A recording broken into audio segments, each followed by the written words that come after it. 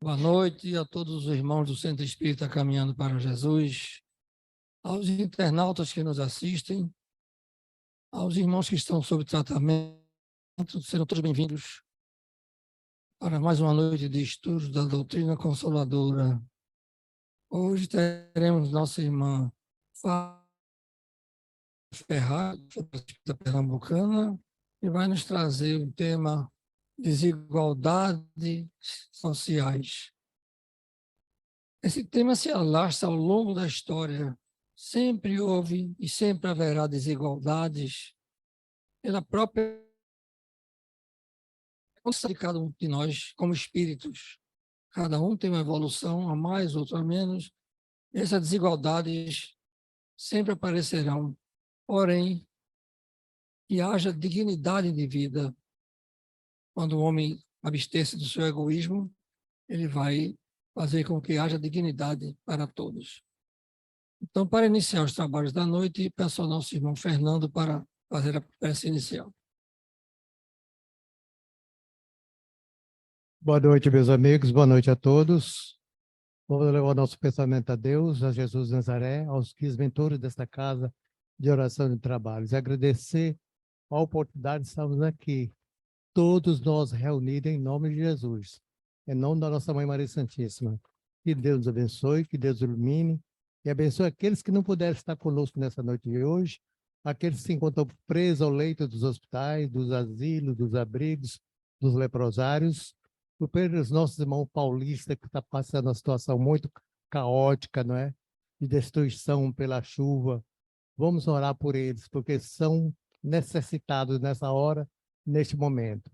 E unamos nosso pensamento em prol deles, em prol daqueles que não puderam comparecer, em prol daqueles que estão abandonados no meio da rua, em prol daqueles que estão no leito dos hospitais. Que Deus nos ajude, que Deus nos proteja, que Deus ilumine, que saiamos daqui mais fortalecidos do que quando aqui nós chegamos. Então, que Deus nos abençoe, ilumine a todos nós e devolva a palavra ao nosso irmão em prece, que ele possa iniciar os nossos estudos nessa noite de hoje, com muito carinho, com muito amor. Que assim seja. Bom, meus irmãos, após essa prece, vamos dar início ao trabalho da noite, passando a palavra à nossa irmã Fábia Ferraz. Muita paz.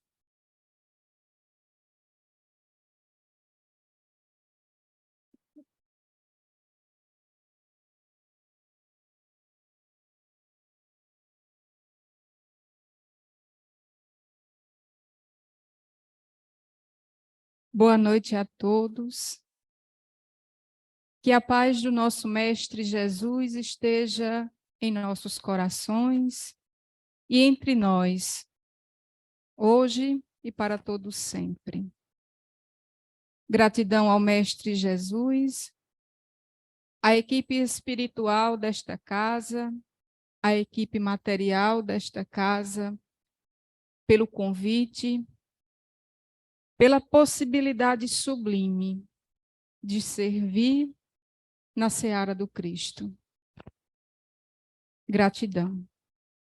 Essa é a palavra por esse trabalho bendito. Nosso tema de hoje, conforme asseverou o nosso irmão, é um tema bastante atual, embora recorrente, embora ele venha acontecendo durante todo o tempo. É um tema muito forte. É um tema que é preciso refletir, porque ele faz parte da nossa sociedade e faz parte de cada um de nós. Não há como se eximir. Então, as questões que nós vamos abordar na noite de hoje, de O Livro dos Espíritos, são as questões 806 e 807. E aí nós começamos com... Não está passando aqui. Nós começamos com alguns dados que são importantes para nós. A desigualdade social, para a gente fazer uma análise geral, ela é um mal que afeta todo o mundo. Todo o mundo. Em especial os países em desenvolvimento.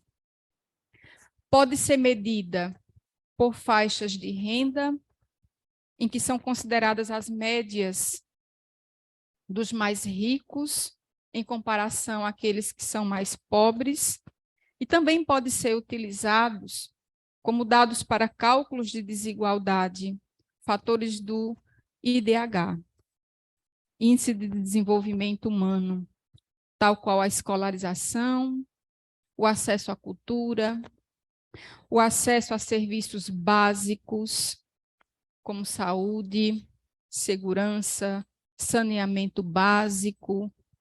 Então, essa é a definição que nós temos para as desigualdades sociais. E aí nós vamos a alguns dados que são interessantes para que a gente possa tapar da situação real. Na fonte BBC News, 7/12/21, está publicado o seguinte: segundo o Laboratório das Desigualdades Sociais, que integra a Escola de Economia de Paris, em um relatório de mais de 200 páginas, elaborado por centenas de pesquisadores internacionais, o Brasil permanece um dos países mais desiguais, né? Em desigualdade social e de renda do mundo. O mundo ele é formado por 193 países reconhecidos internacionalmente, de acordo com a ONU, a Organização das Nações Unidas. O Brasil, nesse contexto, ele está inserido no G20, a organização internacional que reúne as maiores e mais importantes economias do mundo. Então, são 19 países, mais a União Europeia. Então, o Brasil está entre os 20 países com a maior economia do mundo. Porém, ostenta a vergonhosa posição de 9º lugar no ranking em desigualdade social. Pasme. Se é a fonte do IBGE, 2019. Os 10% mais ricos do Brasil ganham quase 59% da renda nacional total, enquanto os 50% mais pobres só ganham 10%. A metade mais pobre no Brasil possui menos de 1% da riqueza do país, enquanto o 1% mais rico possui quase metade da fortuna patrimonial brasileira. Esses são os dados que a gente consegue acessar atualmente acerca da nossa situação social. Então, a gente consegue perceber nessas informações básicas que existe um abismo imenso entre aqueles que detêm maior condição, aqueles que muitas vezes não têm sequer o básico.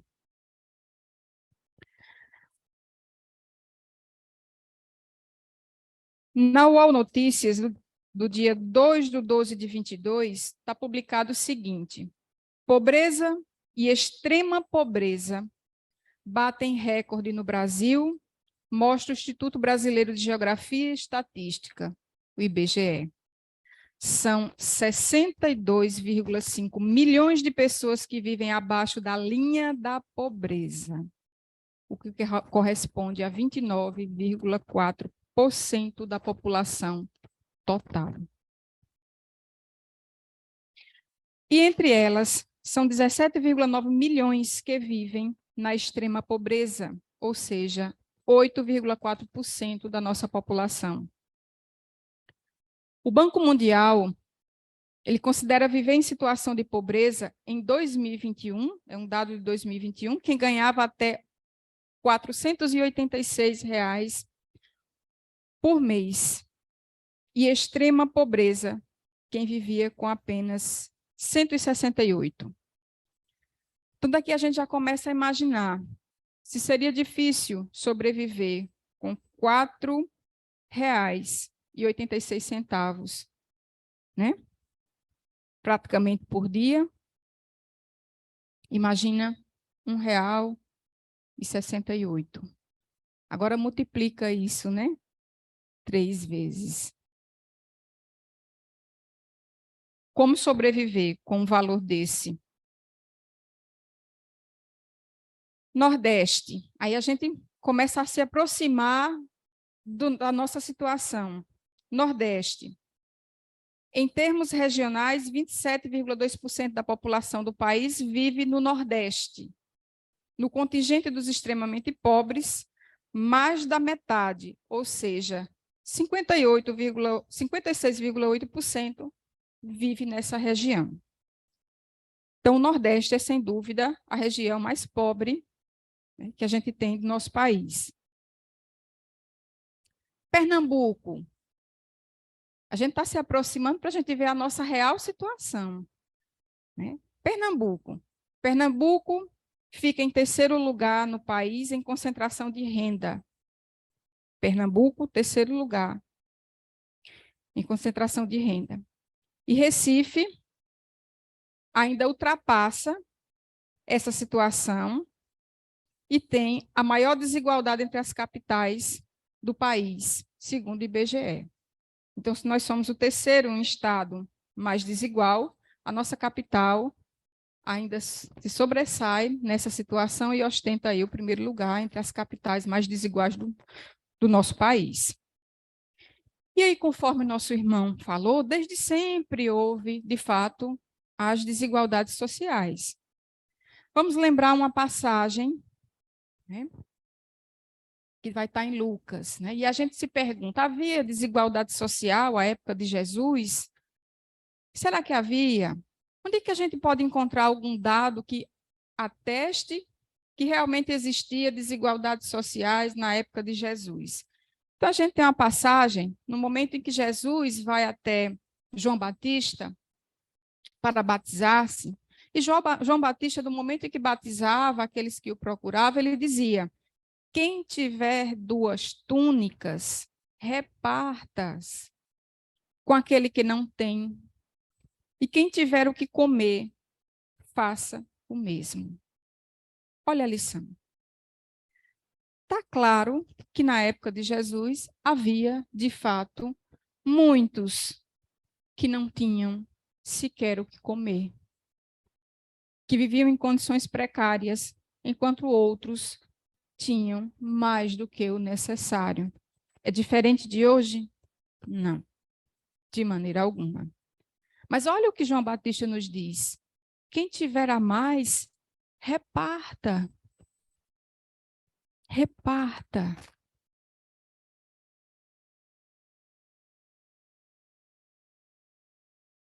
O que Jesus diz sobre isso?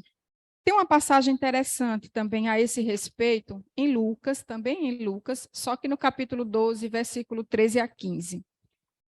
E aí Lucas diz o seguinte, olha, alguém na multidão lhe disse: mestre, dize a meu irmão que reparta comigo a herança. E Jesus respondeu: homem, quem me estabeleceu juiz ou árbitro da vossa partilha?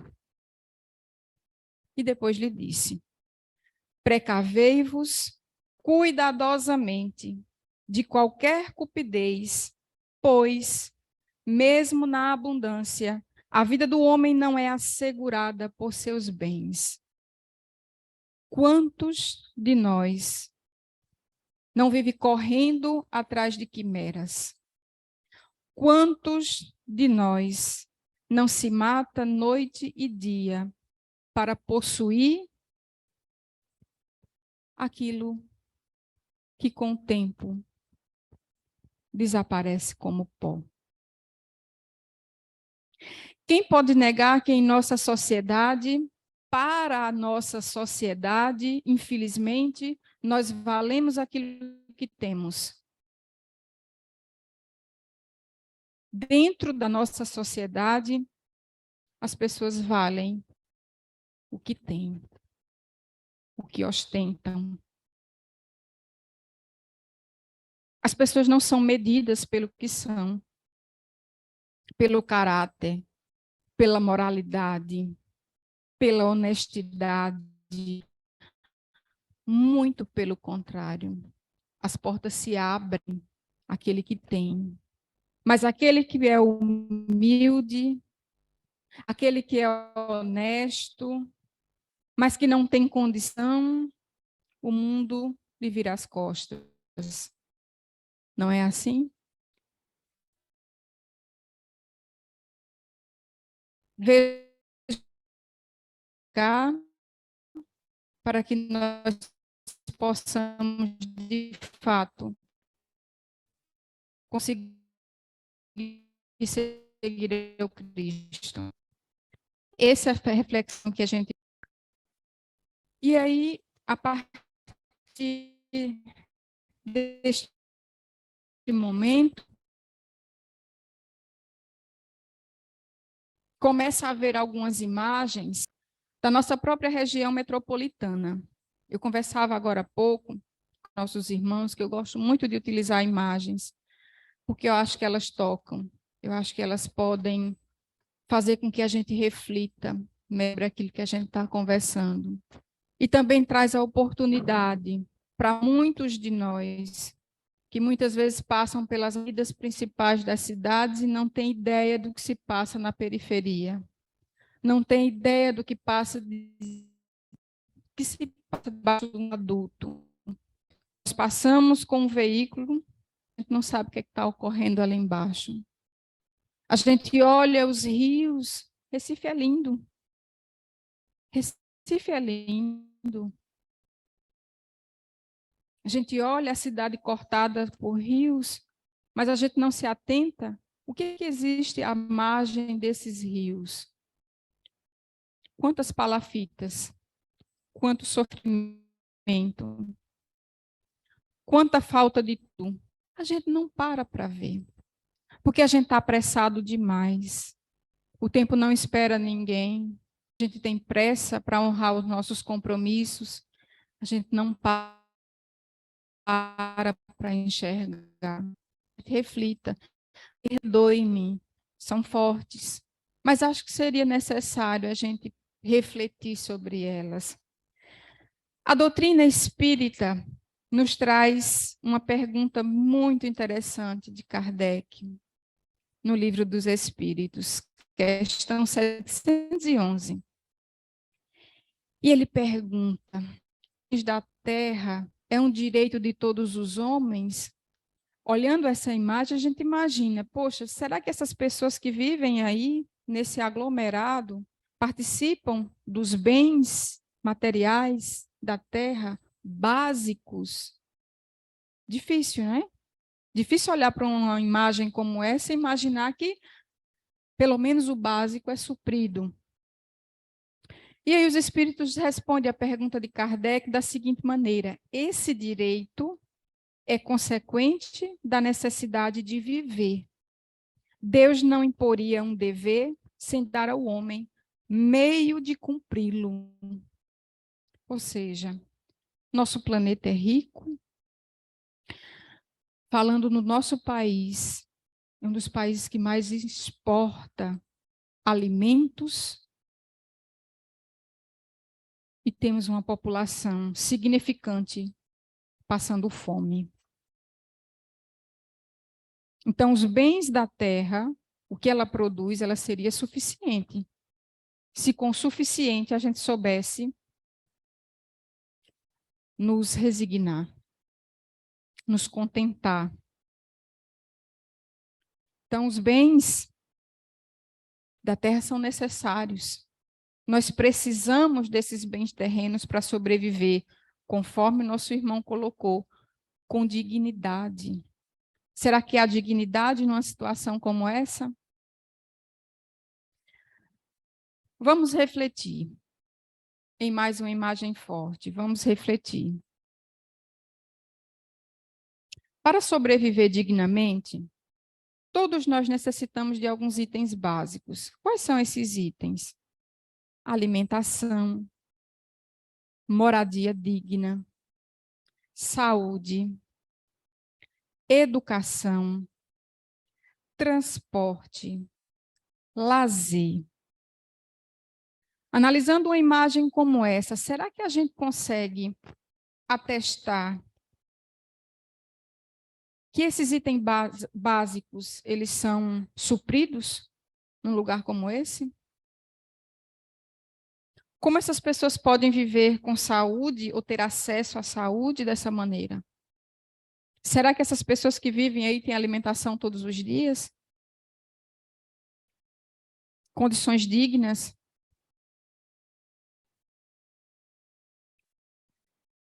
É só aqui que isso acontece? É no mundo inteiro. Então, infelizmente, gente, 50% da população do planeta não tem acesso a todos esses itens. 50% da população do planeta não tem acesso a esses itens básicos. A gente não está falando aqui de supérfluo.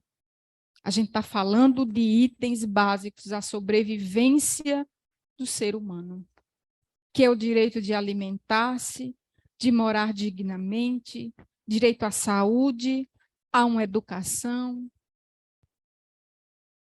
Essa é a nossa realidade ainda de planeta de provas e expiações. Reflitamos mais um pouco algumas causas da desigualdade social. O que pode causar, né?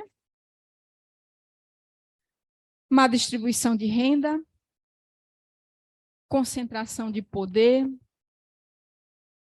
uns detêm mais, outros sequer para sobrevivência, má administração dos recursos, principalmente públicos. Se a gente fosse pensar na questão política, a gente poderia pensar, poxa, será que a gente pode associar a política à honestidade? A gente está tão calejado em ligar a televisão e escutar escândalos de corrupção, que é muito difícil para a gente observar um político e rotular, poxa, esse realmente é honesto, esse realmente vai fazer. Qual o objetivo de um político? O que ele faz para chegar ao poder? Qual é o seu objetivo? Será que é cuidar do povo? Será que é cuidar daqueles que mais necessitam? Será que nós queremos que ele cuide daqueles que mais necessitam? Será que a gente enxerga o outro? Será que nós pensamos na coletividade? Ou ainda continuamos a pensar no nosso próprio espaço? Como são as nossas escolhas nesse sentido? Cobramos aqueles que elegemos? Ou tanto faz? Porque a dor e o sofrimento não estão na nossa porta. Qual é a nossa posição? Lógica de mercado, do sistema capitalista. E aqui eu abro um parêntese. Não estamos fazendo aqui nenhuma apologia a sistema A ou B. Ninguém aqui está dizendo que o sistema A ou B é melhor do que C. A gente está analisando uma situação ao qual nós estamos inseridos e que é preciso que a gente reflita. O nosso sistema, o que foi feito do nosso sistema é terrível. Porque o lucro está acima do homem. O homem é substituído pela máquina constantemente, não há emprego para todo mundo. Aqueles que estão empregados muitas vezes são explorados e se submetem porque se sair tem um contingente imenso lá fora que quer o seu lugar. Então você tem que se submeter e não pode reclamar. Porque se você reclama, você está fora, vem outro e toma o teu lugar. Então é assim que funciona. Uma sociedade individualista, consumista, sem perspectiva, acreditando que vale aquilo que tem e não aquilo que é, rotulando os outros pelas posses.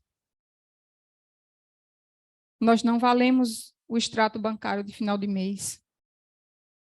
Ninguém vale a roupa que veste, o sapato que calça, o telefone celular que ostenta. A gente não vale isso, gente. A gente vale muito mais. Mas rotulamos os outros. E até mesmo nós mesmos, por aquilo que a gente tem ou deixa de ter. Esse é o nosso sistema. É assim que a gente se deixa levar por essas ideias que nos arrasta. Parecemos uma manada, sem refletir. Outra causa, falta de oportunidade de trabalho. Será que tem trabalho para todo mundo, gente? Quantas pessoas não têm, por exemplo, um curso superior e nunca exerceu a profissão por falta de oportunidade? Quantas pessoas não têm que ir para a informalidade para poder pagar suas contas, alimentar aqueles que dependem de si? Não tem como esperar. Quantos são aqueles que se matam de estudar atrás de um concurso, atrás de qualquer outra coisa? Quantos não batem nas portas aí atrás de emprego e não têm? E quantos são aqueles que chegam à nossa porta e que muitas vezes nós observamos e dizemos: vá trabalhar, vá conquistar como eu conquistei. Alguém aqui já escutou isso? É dolorido de ver. Alguém negar um pão, dizendo que faça o que eu fiz. É triste. A gente não compreende que, de repente, a gente pode estar nessa situação. Somos reencarnacionistas. Já vivemos em outras experiências, vamos viver outras mais, e o que é que nos espera? Será que a gente consegue vislumbrar, perceber o que pode nos esperar? Vai depender dos nossos atos. Então, por isso é importante que a gente reflita. Falta de investimento nas áreas sociais, educação, saúde, cultura. Isso é óbvio. A gente vê cada vez mais a saúde sucateada, a educação sucateada. Cultura? Para que cultura? Para que cultura? Nem saúde e educação a gente tem direito? Alegam. Para que cultura?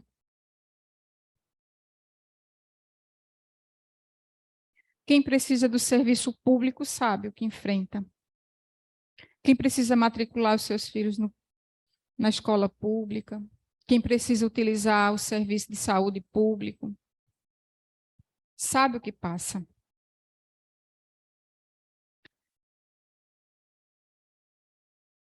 Quais são as consequências dessa desigualdade social, desse abismo imenso? Desemprego, favelização, pobreza, miséria. E aí a gente abre uma reflexão interessante acerca dessas duas questões. Porque qual é a diferença entre a pobreza e a miséria? Tem um dado interessante aqui.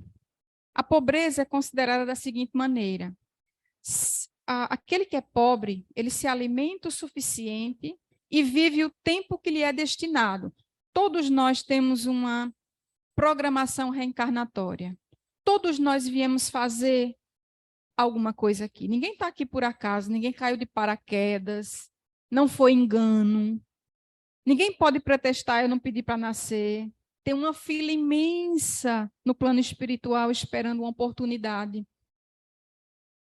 Nós conquistamos essa oportunidade. A gente não pode jogar fora.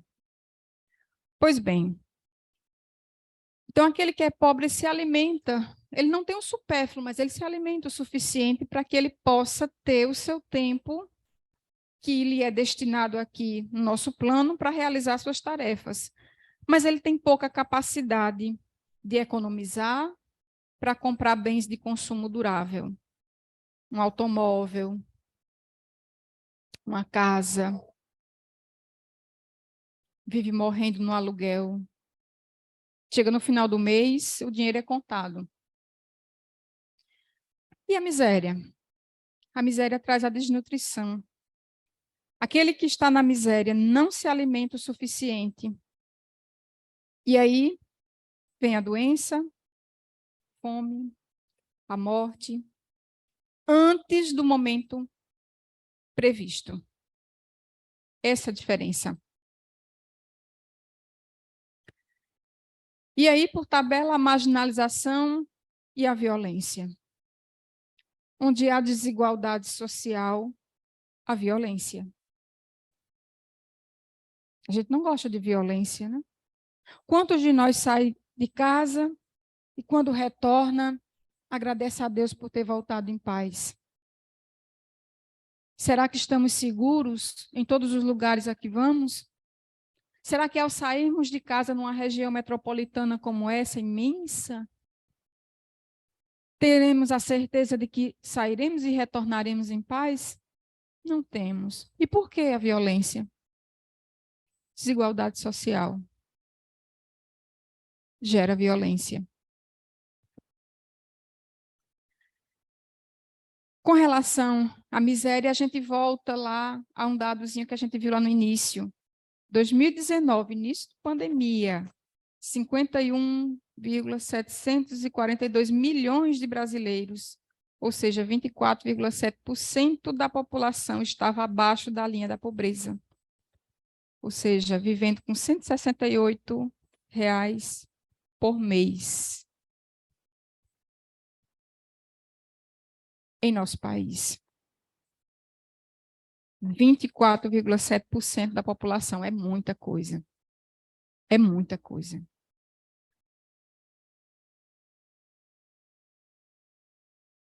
Qual a explicação para a desigualdade social? Questão 806. Kardec pergunta: é da lei da natureza a desigualdade das condições sociais? Veja, é Deus que quer essa desigualdade assim, da forma como ela se apresenta? A gente sabe que tem a prova da riqueza, que tem a prova da pobreza, que todos nós temos que experimentá-las, todos nós temos que passar por essas provas.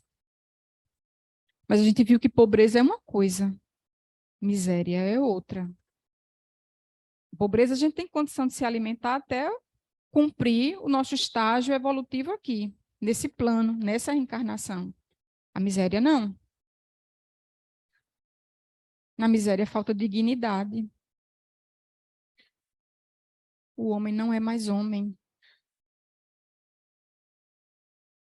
Quantos dos nossos irmãos não podemos ter a oportunidade de ter visto ou ver catando restos de comida nas ruas, nas latas de lixo?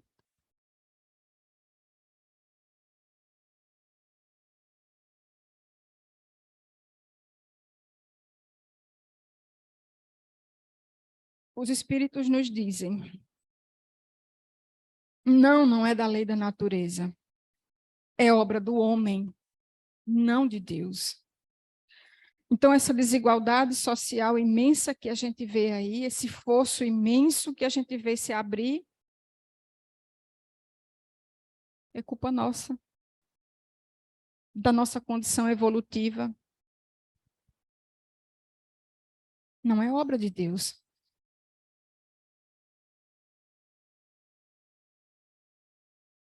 Continuemos nossa reflexão. Se a desigualdade das condições sociais é obra do homem, quem é que tem responsabilidade com relação a isso?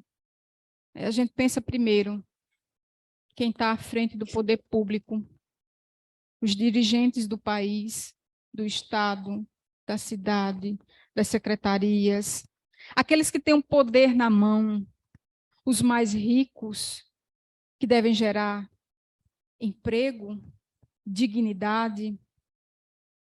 A gente aprendeu com o Espiritismo que a riqueza ela vem com uma função, não para pisar e humilhar aqueles que não têm, não para se achar melhor que os outros, porque afinal de contas não existe ninguém melhor do que ninguém. Somos todos iguais, vivendo experiências diferentes.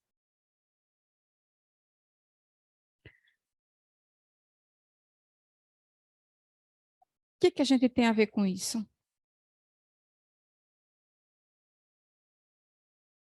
que a gente tem a ver com isso?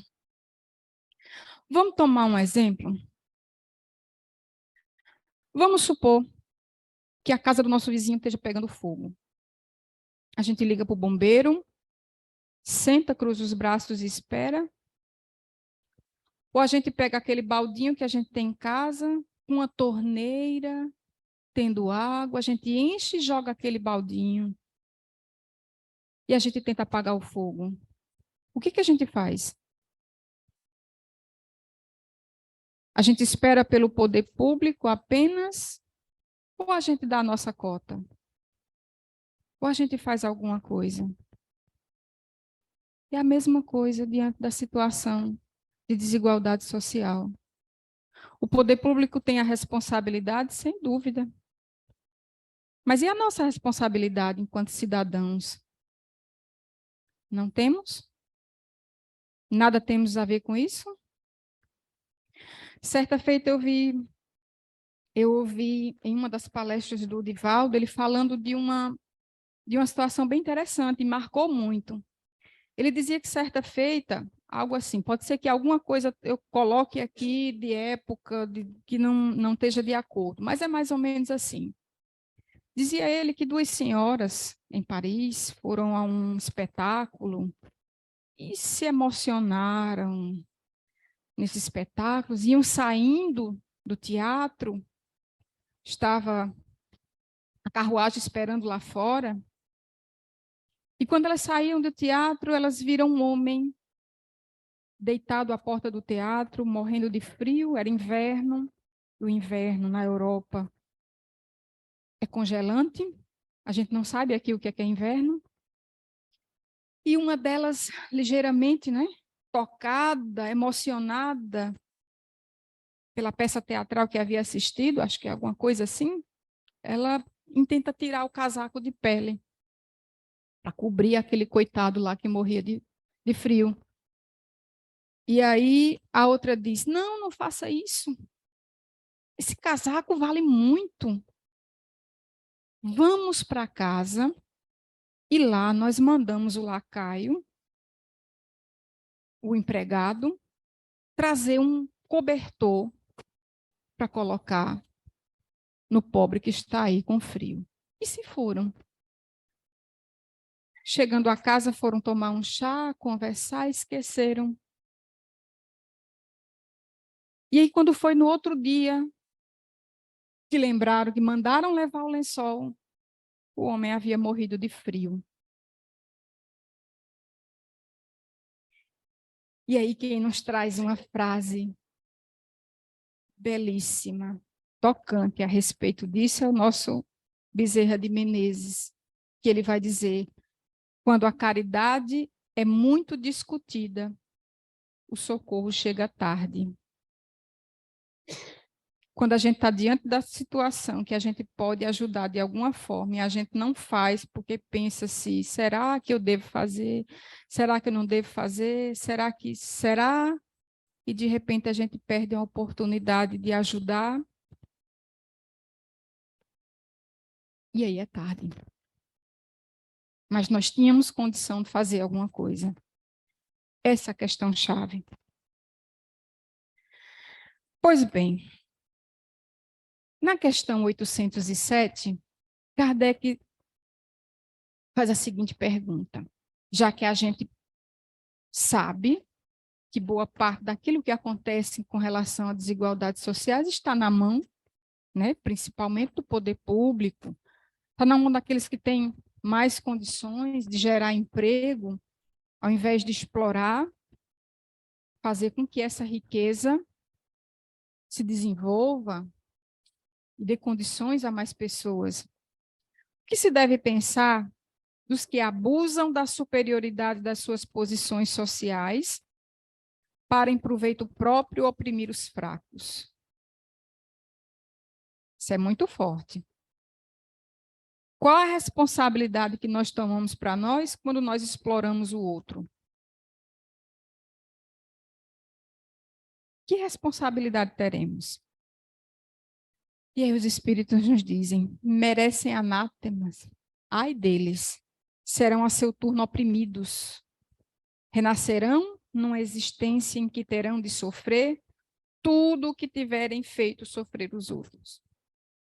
Ação e reação. Não existe nada, nenhuma ação, nenhuma palavra, nenhum pensamento que seja impune. Nada. Somos responsáveis por tudo o que nós realizamos de bom e de ruim. E tudo volta. Plantamos. Somos livres para semear, sempre. Mas somos obrigados a colher. Não existe nada impune. A gente olha a nossa justiça e se pergunta, onde é que há justiça? Qual a justiça aí? A gente não vê, muitas vezes. A justiça, ao contrário, ela beneficia aqueles que têm mais, e aí reforça a nossa ideia de que a gente vale aquilo que a gente tem. Mas a justiça divina, ela não falha. A justiça divina não há erro. Não existe engano.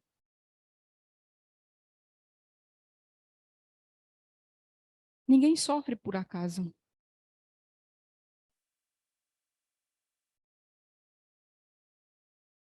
Ação e reação, né?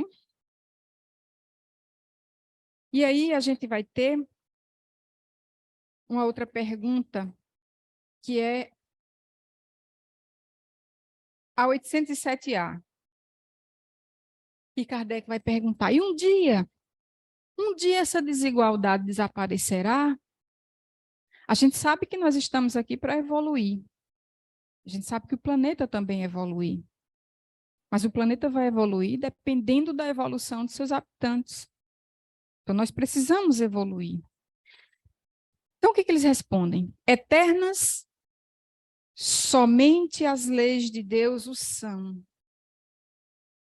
Desaparecerá quando o egoísmo e o orgulho deixarem de predominar. Restará apenas a desigualdade de merecimento.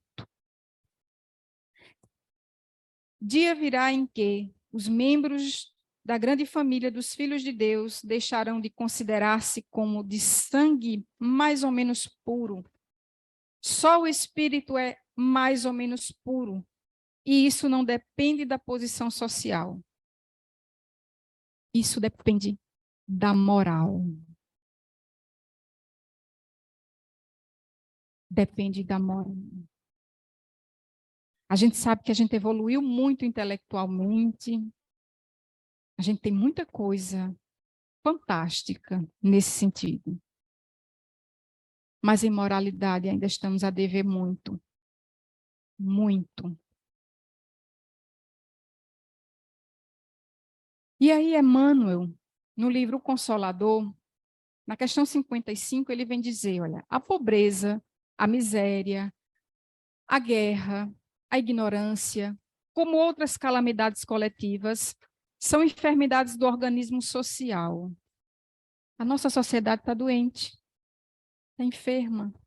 A gente está aqui para se curar. Não é à toa que dizem que o nosso planeta Terra é um hospital. É uma escola? É um presídio? Ninguém vai para um presídio se não tem nada para resgatar. Ninguém vai para um hospital se não tiver doente. Ninguém vai para uma escola se não tiver que aprender. Esse é o nosso objetivo aqui.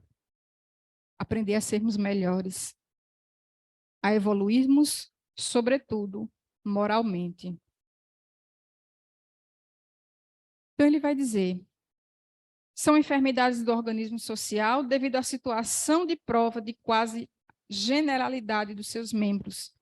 Cessada a causa patogênica, o orgulho, o egoísmo, com a iluminação espiritual de todos em Jesus Cristo, a moléstia coletiva estará eliminada dos ambientes humanos. É preciso que a gente cresça. É preciso que a gente expurgue o que a gente tem de ruim. É preciso que a gente evolua moralmente. Para que a gente veja ao nosso redor transformado. E aí eu trago uma outra imagem muito forte, que a gente muitas vezes não quer pensar sobre isso, mas nós sabemos, todos nós, que nós temos esse destino.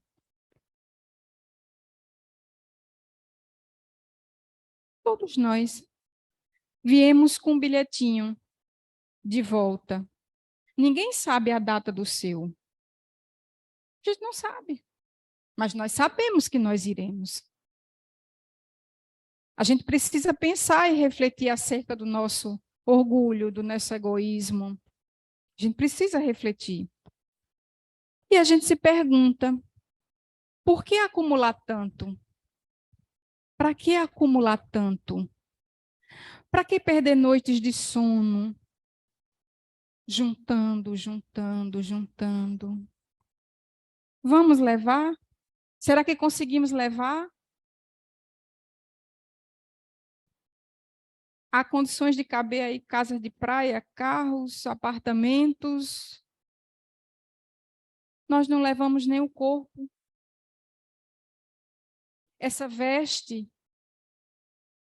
que o nosso espírito utiliza para a realização das provas, ela vai ficar. Nós não levamos nem o nosso corpo. Muito menos posses materiais.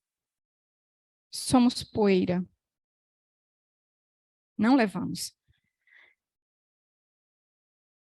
Jesus, inclusive, falava acerca do homem rico que queria construir mais celeiros para caber todos os seus bens, e ele dizia, insensato, tu não sabes que esta mesma noite irão te tomar o corpo. Para que junta tanto? Será que a gente precisa de tanto? Será que o que a gente tem de supérfluo não seria melhor empregado se a gente utilizasse para ajudar aqueles que não têm nada? É só uma reflexão.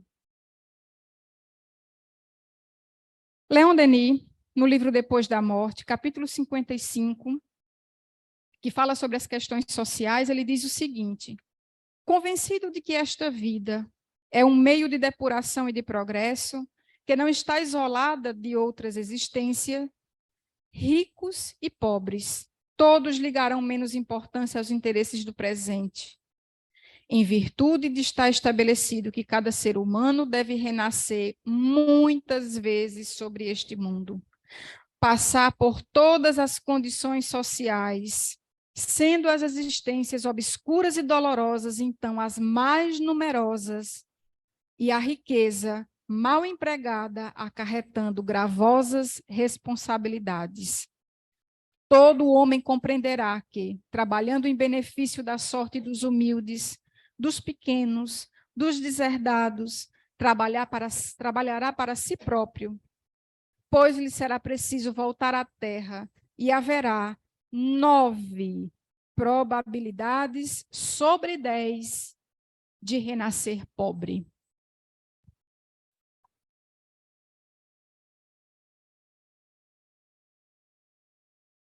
compreendem porque a gente precisa modificarmos com relação a essas questões?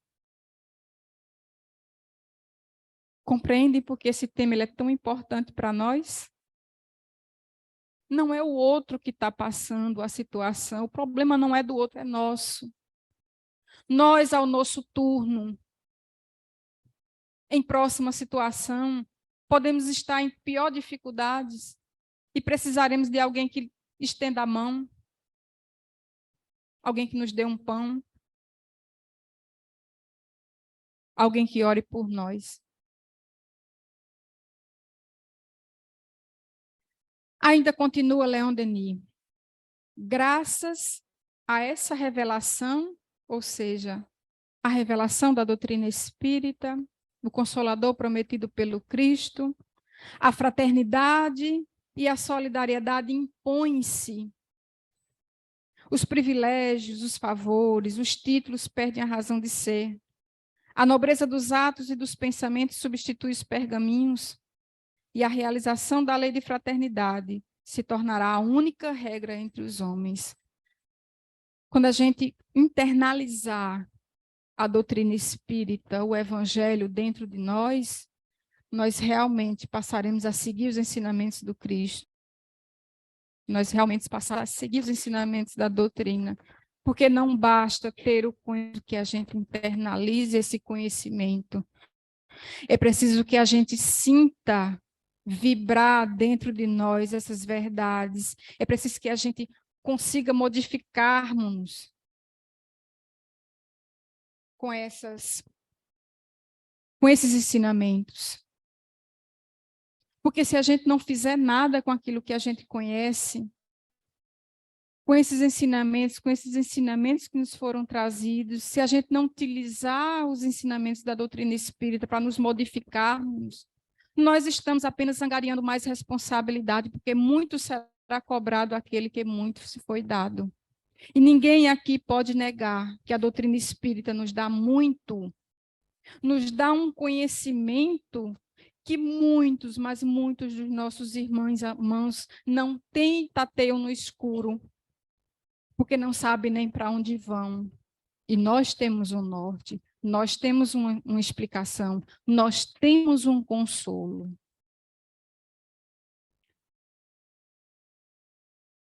E aí,